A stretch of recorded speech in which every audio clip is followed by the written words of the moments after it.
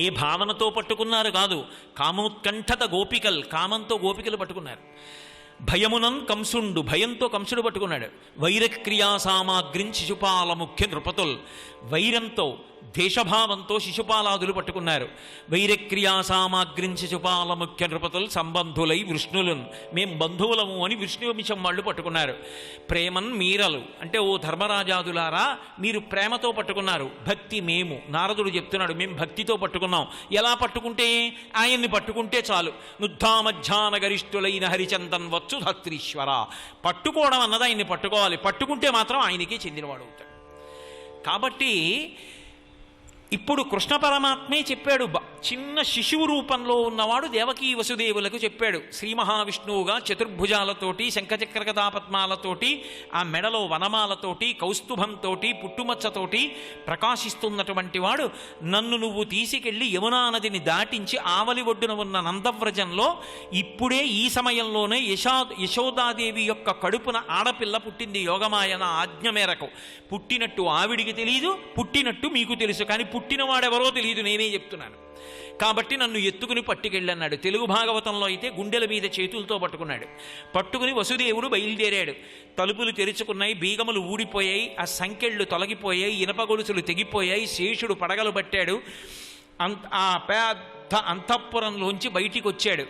తీరా అటువైపుకు వెడితే నందవ్రజం, ఇటువైపుకుంటే మధుర, మధ్యలో ప్రవహిస్తుంది యమున. యమున గురించి చెప్తూ ఆయన ఏమని మొదలు పెట్టారంటే కృపా పారావారాం తపనతనయాం తాపశమనీం. అమ్మా నువ్వు ఎంత గొప్పదానివి అంటే దయకు సముద్రము వంటి దానవు అని మొదలుపెట్టారు. కృపా పారావారాం. సముద్రం యొక్క గొప్పతనం ఏమిటి? సముద్రం యొక్క లోతు ఎంత ఎవ్వరికీ తెలియదు. ఎవరికీ తెలియదు కాబట్టే గంభీరమైనటువంటి జలనిధి. అటువంటి జలనిధి అయినటువంటి సముద్రపు యొక్క లోతు తెలుసుకోవడం ఎంత కష్టమో భగవంతుని యొక్క దయ యొక్క లోతు తెలుసుకోవడం కూడా అంతే కష్టం. ఈశ్వరుడి దయ ఎంత అని అడిగారనుకోండి, ఎవ్వరూ చెప్పలేరు. అందుకే ఈశ్వరుడి దయ ఎంత అని అడిగినప్పుడు వేసే ఉపమానం ఏమిటి అంటే పక్కన సముద్రమంతా అన్న ఉపమానం వేస్తారు. గోపరాజు గారు దశరథీ శతకం చేశారు. చేస్తే ఆయన శతకమంతా కూడా మకుటం ఏమని పెట్టుకున్నారంటే దాశరథీ కరుణా పయోనిధి. కరుణ అంటే దయ, పయోనిధి అంటే సముద్రం. సముద్రము ఎంత లోతుగా ఉంటుందో, సముద్రము ఎంత విశాలముగా ఉంటుందో అంత గొప్ప దయ కలిగిన వాడా రామా, దాశరథి దశరథుని యొక్క కుమారుడా అని పిలిచారు. సముద్రపు యొక్క లోతు ఎలా అర్థం కాదో యమునా నది యొక్క కారుణ్యము కూడా అలాగే అర్థం కాదు. ఎందుకో తెలుసా? సంప్రదాయంలో ఒక రహస్యం ఉంది అని శంకరులే చెప్పారు చోట యమునాష్టకంలో. హయా రేషా అంటారు. ఏదైనా సంకట స్థితి వచ్చిందనుకోండి, ఏదైనా చాలా బాధ వచ్చిందనుకోండి, ఎలా ఈ సంకటంలోంచి నేను బయటపడ్డాం అన్న పరిస్థితి ఏర్పడితే, అంటే అప్పటికప్పుడు తప్పించుకోలేనిదైతే ఎవరూ ఏం చేయలేరు. ఇలా వెడుతుండగా పాము ఒకటి వచ్చి గభాలన పాదం మీదుగా పడగ ఎత్తిందనుకోండి, అప్పుడు రక్షించగలిగింది పరమేశ్వరుడు ఒకడే. కానీ ఒక సంకటం వచ్చింది, ఎలా బయటపడాలి అని బాధ కలిగింది, అప్పుడు మీరు ఎక్కడున్నారన్న దాంతో సంబంధం లేదు. దోసిట్ నిండా పువ్వులు పట్టుకొని హయా రేషా గుర్రం సకిలిస్తే ఎంత గట్టిగా శక్తినంతటినీ కంఠంలోకి తెచ్చుకు సకిలిస్తుందో అలా చదవాలి యమునాష్టకం. అంత గట్టిగా చదివి కళ్ళు మూసుకొని నల్లటి ప్రవాహంతో ఉండేటటువంటి యమునా నదిని స్మరించి ఆ పువ్వులు విసిరితే వెంటనే యమునా నది ఆదుకుంటుంది అని ఒక ప్రమాణం.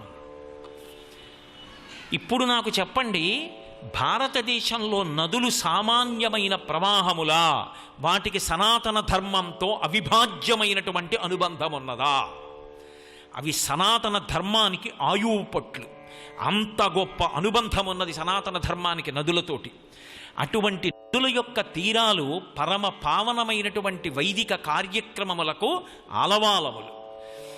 కాబట్టే కృపా పారావారాం, నీ దయ ఎంత అంటే చెప్పలేం. అందుకే పెద్దలు ఎప్పుడూ ఒక మాట చెప్తారు, సహస్ర యోజనముల దూరంలో ఉన్నా సరే పైకి యమున అని కూడా అనకుండా యమున అని స్మరిస్తే చాలు లోపల ఒక్కసారి రోజులో యమున అని స్మరిస్తే చాలు ఆవిడ కాపాడుతుంది. అందుకే కృపాపారావారాం తపనతనయాం, తపనుడు అంటే సూర్యుడు, ఆమె సూర్యుని యొక్క కుమార్తె. ఏ కారణం చేత అంటే విశ్వకర్మ యొక్క కుమార్తె సంధ్యాదేవి. ఆ సంధ్యాదేవి సూర్యుని యొక్క భార్య. ఒకానొకప్పుడు ఆమె సూర్యభగవానుడు ఎదురుగుండా నిలబడి ఆయన యొక్క తేజస్సు దుర్నిరీక్ష్యమైపోయి చూడలేక భయవిహ్వలయ్యి కళ్ళు మూసుకుంది. కళ్ళు మూసుకుంటే సూర్యనారాయణమూర్తికి చీకాకు కలిగింది. నువ్వు నా భార్య అయ్యుండి నా ఎదురుగుండా నిలబడి నా తేజస్సుకి భయవిహ్వలవుతున్నావు, కన్నులు మూసుకున్నావు. అందుకే నువ్వు నా ఎదుట కన్నులు మూసుకుని భయంతో నిలబడ్డావు కనుక లోకమునకంతటికీ కూడా సంయమనము చెయ్యగలిగినటువంటి వాడు, ఎవరి పేరు చెప్తే లోకం హడిలిపోతుందో అటువంటి వాడు, ధర్మమూర్తి అయినప్పటికీ కూడా ప్రాణములను ఉగ్గడించగలిగిన వాడు నీకు కుమారుడుగా జన్మించుగాక. యమధర్మరాజు గారు కొడుకుగా వచ్చాడు. వేరొక పర్యాయం కన్నులు మూసుకుని భయపడలేదు, కానీ విలోల అయింది. అంటే ఆయన వంక ఇలా చూడలేక సూర్యుడి వంక వంకర వంకర చూపులు చూసింది. ఆయనకి మళ్ళీ చీకాకు కలిగింది. నీవు నా భార్యవై ఎదురుగుండా నిలబడి నా వంక విలోలవై చూస్తున్నావు, వంకర టింకర చూపులు చూశావు. అందుకే నీకు అలలతో ప్రవాహ వేగం కలిగి ప్రవహించేటటువంటి నది కుమార్తెగా జన్మించుగాక. ఇప్పుడు యమున నదిగా పుట్టింది. అందుకే సూర్య కుటుంబంలో ఉన్నటువంటి గొప్పతనం ఏమిటంటే ధర్మం ఎక్కడి నుంచి వస్తుంది అంటే సూర్యుడి యొక్క కుమారుడి దగ్గర నుంచే వస్తుంది. ఎందుకంటే మనువుకి ధర్మశాస్త్రం చెప్తాడు ఆయన. వైవస్వత మనువు ఆయన కుమారుడు వివస్వంతుడు. అలాగే కాలమంతా కూడా దేని చేత సంకేతింపబడుతుంది అంటే యమునా నది చేత సంకేతింపబడుతుంది. గంగ కాశీ వరకు దక్షిణానికి వచ్చి కాశీ దగ్గర ఉత్తరానికి తిరుగుతుంది. యమున వెనక్కి తిరగదు, తిరగకుండా ముందుకెడుతుంది. అందుకే కాలంతో సంకేతిస్తారు. కాలప్రవాహం యమున. ఆ కాలప్రవాహం వెనక్కి రాదు. నిన్నటి రోజు మళ్ళీ రావాలంటే ఇంకా రాదు. కానీ ఆ కాలమునందు ఎవరు ఎప్పుడు పడిపోవాలో జ్ఞాపకం పెట్టుకొని ఎంత ఠక్కున తీసేస్తాడంటే విడిచిపెట్టిన ఊపిరి తీయకపోవచ్చు, తీసిన ఊపిరి విడిచిపెట్టకపోవచ్చు. రెండిటి మధ్యలో యమధర్మరాజు గారు ఉంటాడు. ఉండి ప్రాణాలని ఉగ్గడిస్తాడు. ఆ ఊపిరి తీయడం అన్నది, కాలంలో పడిపోవడం అన్నది యమధర్మరాజు గారు చేస్తాడు. కాలస్వరూపంగా ఈ యమున ప్రవాహం వెడుతూ ఉంటుంది. ఈ రెండిటికి ఆధారంగా సూర్యభగవానుడు ప్రకాశిస్తూ ఉంటాడు. ఆయన సూర్యాస్తమయ సూర్యోదయాల్లో కదు కాలం నడవాలి. అందుకో కదు శంకర భగవత్పాదులు ఆ కాల వైభవం గురించి శ్లోకం చేస్తూ ఒక మాట అంటారు. ప్రత్యాయంతి గతాః పునర్న దివసాః కాలో జగద్భక్షకః లక్ష్మీస్తోయ తరంగభంగ చపలా విద్యుచ్చలం జీవితం తస్మాన్ మాం శరణాగతిం కరుణయా త్వం రక్ష రక్షాధునా అంటారు. మనిషి ఎలా బ్రతకాలో నేర్పడం అంటే గంగమ్మే. అందుకే కుంతీదేవి కృష్ణ పరమాత్మని ప్రార్థన చేస్తూ ఒక మాట అంటుంది. యాదవులందు పాండు సుతులందు నాకు మోహ విచ్ఛేదము చెయ్యుమయ్య ఘనసింధువు చేరిడి గంగభంగి నీపాద సరోజ చింతనముపై అనిశము మదీయ బుద్ధి అచ్చాదర వృత్తితో గదియగనట్లు చెయ్యగదయ్య ఈశ్వరా అని అడుగుతుంది. నా బుద్ధి గంగలా ఉండాలని అడుగుతుంది. నాకు యాదవుల మీద పాండవుల మీద మోహ విచ్ఛేదం చేసే ఎన్నాళ్ళు పిల్లలు పిల్లలు పిల్లలు పిల్లలు ఈ పిచ్చి, ఇక నాకు ఆ పిచ్చి వదిలిపోయేటట్టు చెయ్యి కృష్ణ. నా బుద్ధి సముద్రాన్ని కలవడానికి వెడుతున్నటువంటి గంగ ఎలా ఉంటుందో అలా చెయ్యి. ఎందుకని గంగమ్మ పరమపావని మహాతల్లి. ఆవిడ పేరు చెప్తే చాలు పాపాలు పోగొడుతుంది. అలాంటి గంగమ్మ దగ్గరికి వెళ్ళి మూత్ర విసర్జన చేస్తాడు, ఎక్కడా చోట్లేనట్టు. అటువంటి గంగమ్మ దగ్గరికి వెళ్ళి మల విసర్జన చేస్తాడు. అటువంటి గంగమ్మ దగ్గరికి వెళ్ళి చేయరాని పనులన్నీ చేస్తాడు. ఇన్ని చేస్తున్నా కూడా ఆమె వీడు చేయరాని పని చేశాడని కిన్నురాలయ్యి ఆగిపోదు. ఒక మహాపురుషుడు వచ్చి స్నానం చేస్తాడు. ఏ కామకోటి పీఠాధిపత్యం వహించిన మహాపురుషులు చంద్రశేఖరేంద్ర సరస్వతి మహాస్వామి వారి వంటి వారో సత్యదండాన్ని ముంచి స్నానం చేస్తారు. ఇంతటి మహాపురుషుడు స్నానం చేస్తున్నాడని పొంగిపోదు. ఒక చోట నది వెళ్ళిపోతుంటే ముళ్ళ చెట్టు కిందకి వంగి వీపు చీరుతుంది ముళ్ళతో. నా వీపు చీరిందని బెంగపెట్టుకుని బాధపడదు.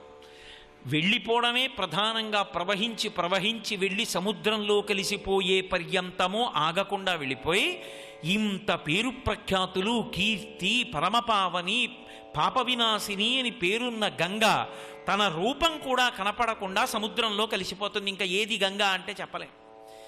ఇది కదా శంకర భగవత్పాదులు అంటారు, అంకోలం నిజబీజ సంతతి రయస్కాంతోఫలం సూచికా సాధ్వీ నైజ విభుం లతాక్షితిరుహం సింధు సరిద్వల్లభం ప్రాప్నోతీహ యథా తథా పశుపతే పాదారవిందద్వయం చేతో వృత్తిరుపేత్య తిష్టతి సదా సా భక్తిరిత్యుచ్యతే అంటారు.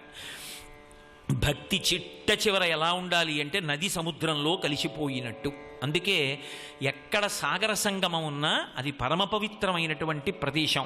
ఆ సాగర సంగమానికి వెళ్ళి స్నానం చేసి భక్తులు భగవంతుని యొక్క అనుగ్రహానికి పాత్రులవుతూ ఉంటారు. అలా ఆ గంగమ్మ యొక్క ప్రవాహం ఎలా ఉంటుంది అంటే చిట్ట చివర సముద్రంలో కలిసిపోతే ఇక తన ఉనికి, తన పేరు, తన రూపం కూడా విడిచిపెట్టి సముద్రంలో కలిసిపోతుంది. అలా భక్తి అన్నది చిట్ట చివర ఎక్కడ పూర్తయిపోవాలి అంటే ఇక రెండుగా ప్రారంభం చేసి భగవంతుడు భక్తుడు అని మొదలుపెట్టి ఎక్కడ ముగిసిపోవాలి అంటే ఇక రెండు లేవు. ఏదో మహాసముద్రం యొక్క లోతు తెలుసుకోవడానికి ప్రయాణం ప్రారంభించినటువంటి ఉప్పుబొమ్మ సముద్రం యొక్క అడుగు చేరకముందే సముద్రంలో కరిగిపోయినట్టు భగవంతుణ్ణి ఉపాసన చేసి భగవంతుని యొక్క గుణవైభవాన్ని తాను తెలుసుకోవాలనేటటువంటి ప్రయత్నంలోనే భగవంతుని యందు తాను లయమైపోవాలి. ఆ స్థితిని చేరిపోవడం సాభక్తిరిత్యుచ్యతే అంటారు శంకర భగవత్పాదులు. అదిగో దానికి ఉదాహరణ గంగమ్మ. గంగమ్మను అడ్డుపెట్టి అసలు బ్రతుకు ఎలా ఉండాలి అన్నదానికి ఎన్ని ఉదాహరణలు చెప్తారో, గంగమ్మను అడ్డుపెట్టి ఎన్ని ప్రార్థనలో లోకంలో. అటువంటి గంగ శంకరులంతటి వారు ఆ గంగ ఒడ్డున నిలబడి ఒకసారి చూసి ప్రాణం వదలాలని అడిగారు. అంటే శంకరాచార్యుల వారికి లోట, అది అవతార పరిసమాప్తి. ఆయనే పెద్ద గంగ. లోకంలో మామూలు నీళ్లుంటే ఆ నీళ్లని గంగగా మార్చాలంటే గంగని ఆవాహన చేస్తాం. గంగమ్మనే తీసుకొస్తే ఇక మళ్ళీ గంగే జగమనే జైవ గోదావరి సరస్వతి ఏమిటి, తెచ్చింది గంగేగా, ఇంకెందుకు ఆవాహన చేయడం అక్కర్లేదు. అలా శంకరాచార్యుల వారే పెద్ద గంగ. ఆయన నోటి వెంట వచ్చిందే గంగ, ఆయన నడకే గంగ, ఆయన పాదధూళే గంగ, ఆయన నామమే గంగ. ఇక మళ్ళీ ఆయన గంగ ఒడ్డున శరీరం వదలడం ఏమిటి అంటే ఆయన కొరకు కాదు, మన కొరకు. ఒరే గంగ వైభవం అటువంటిది.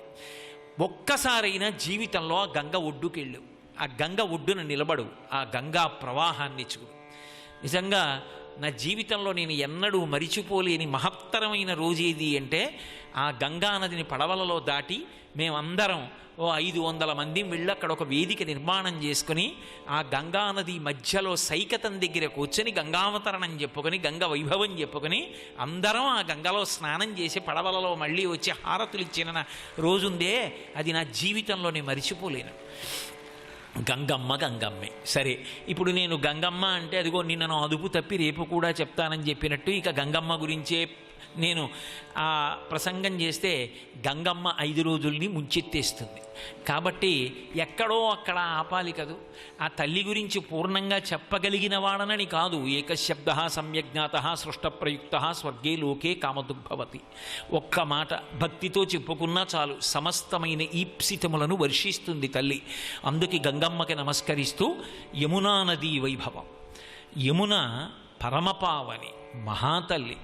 ఆ యమునా నది గురించి శంకర భగవత్పాదులు అద్భుతమైన రీతిలో యమున గురించి ప్రార్థన చేశారు.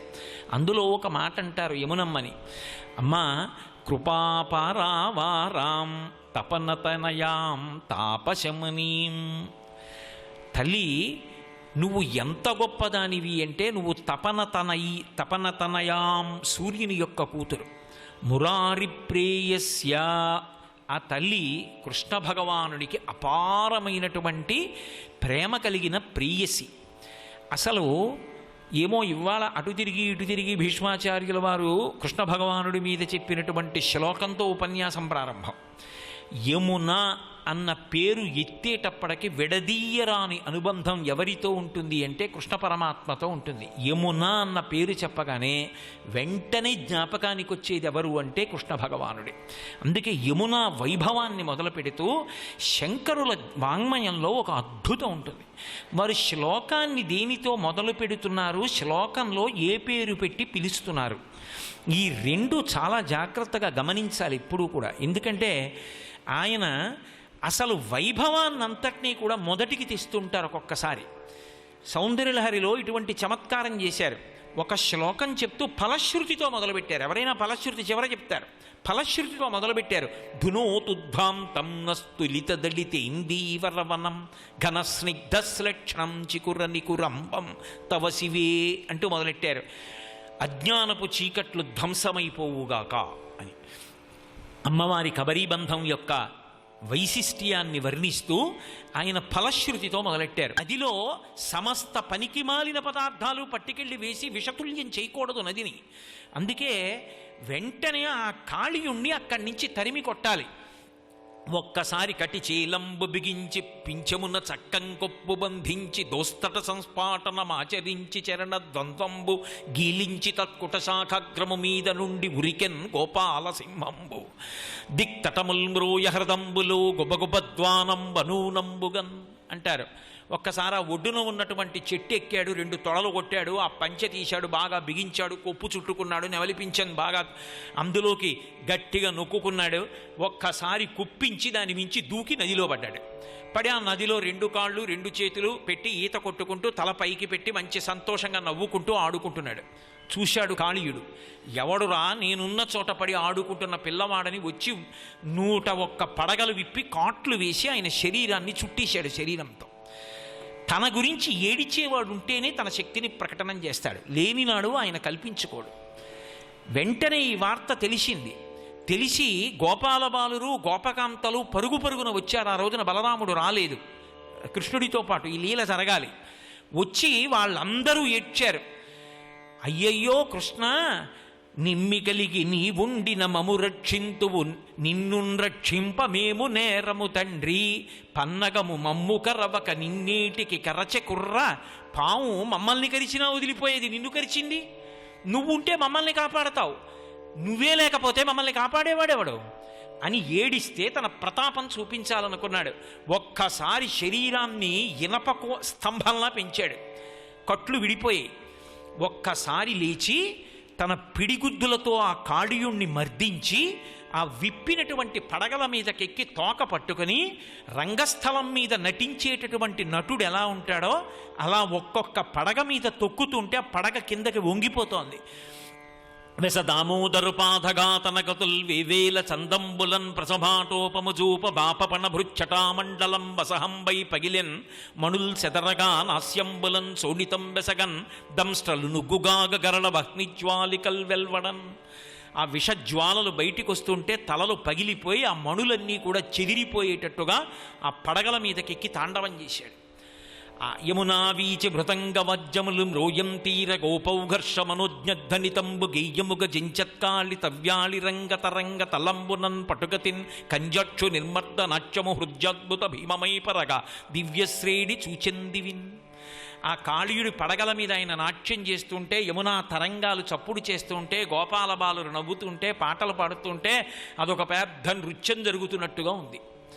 ఇంత చేస్తే అప్పుడు ఆ కాళీయుడి యొక్క విషమంతా విరిగిపోయి బుద్ధొచ్చి ఆయన కాళ్ళ మీద పడి ప్రార్థన చేశాడు. ఆయన కాదు, ముందు ప్రార్థన చేసిన వాళ్ళు ఆయన భార్య. ఎంత అద్భుతమైన ప్రార్థన చేశారో నిజంగా.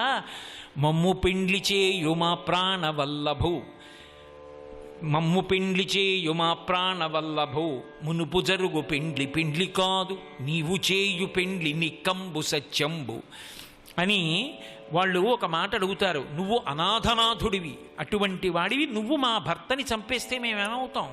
అనాథలం అవుతాం, విధవలం అవుతాం. నువ్వే అనాథనాథుడు ఉండి మమ్మల్ని అనాథల్ని చేస్తావా? అందుకని అలా చెయ్యొద్దు.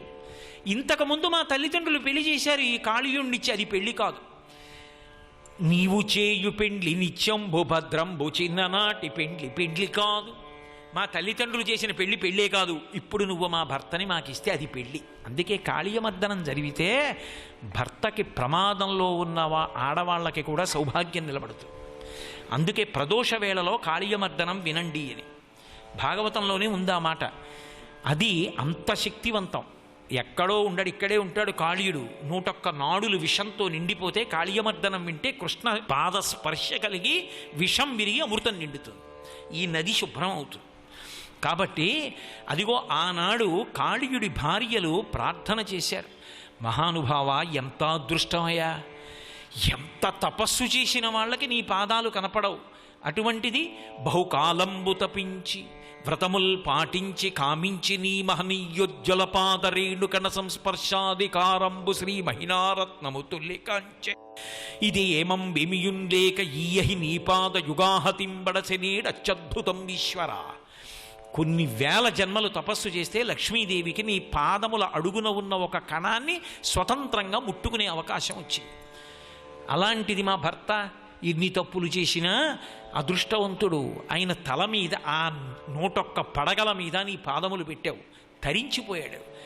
కానీ బ్రతికించు కృష్ణ, చచ్చిపోతాడు ఇంకా మర్దనం చేస్తే అంటే. అప్పుడు చెప్పాడు, గోవరము తోడము నుజులు త్రాగెదరి మడుగు నీరు తగదిందుండన్ నీవులు నీ బాంధవులను నీ వనితలు చనుడు నేడు అంబుదిలో. మీరు ఇక్కడుంటే ఈ నీళ్లు విషం అవుతాయి. విషం అయిపోతే ఆ గోపాల బాలురు, గోపకాంతలు, ఆవులు, దూడలు, ఎద్దులు తాగుతాయి. తాగితే మరణిస్తాయి. అందుకని ఇక్కడ ఉండడానికి వీలు లేదు, నువ్వు సముద్రానికి వెళ్ళిపోమన్నాడు. గరుత్మంతుడు నన్ను చంపితే అన్నాడు కాళీయుడు, బెంగలేదు. నీ యొక్క పడగల మీద నా పాదముద్రలు ఉంటాయి. నువ్వు పడగ విప్పినప్పుడు నా పాదముద్ర కనపడితే గరుత్మంతుడు నిన్ను చెనకడు, వెళ్ళిపోమన్నాడు. సముద్రానికి వెళ్ళిపోయాడు. అందువల్ల విషజ్వాలల నుండి యమునా నది విముక్తమైంది.